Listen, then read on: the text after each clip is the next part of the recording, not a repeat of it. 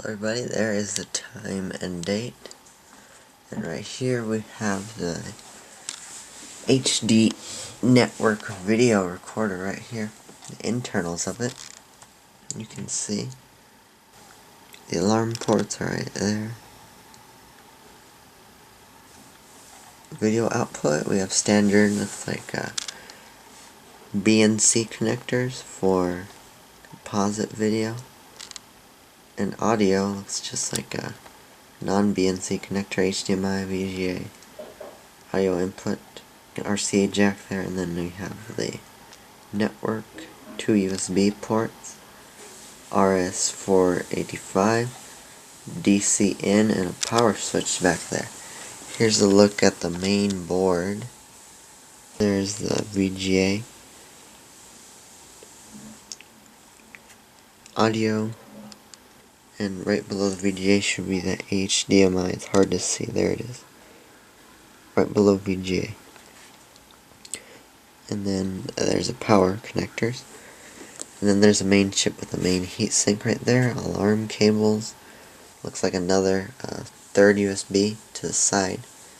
Front panel connections. And here's a hard drive I put in, that 1 terabyte Seagate, meant for surveillance systems. Let's take a look at the front. As you can see here are the capacitive buttons on the front. Work just like a mobile phone. You can touch it and the back lights up, and you can select your various options. Here's going to be a look at the NVR powering up. So the monitor went blank, it's powering up right now. It shows this screen right here in 4.3, and it's purple background, NVR, whenever it's starting up. After it self-checks, it will beep, so that's normal.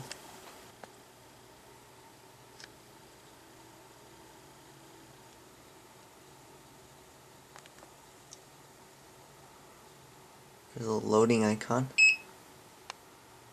There was a beep. And now it is loaded up. Sometimes whenever it boots up it has grounding issues. I think this is my HDMI connection. I'm using an inferior cable.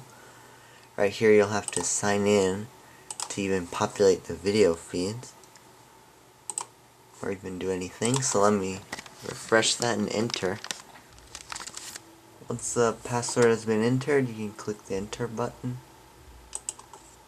and then the video feeds will populate. You'll see to add the cameras at first, you'll just click on the add IPC. It should find the cameras. Otherwise, you'll probably need to add them in the list right here. Camera 3, it's in there because I was experimenting with a PTZ camera that I returned. I'll show you a demonstration on the PTZ function of the cameras later on once I get it in a separate video.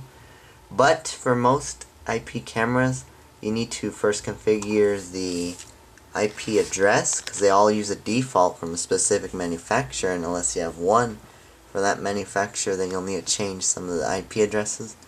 And then a lot of the cameras will burn on the time and date, and sometimes if you have the option, a short description of what the camera is.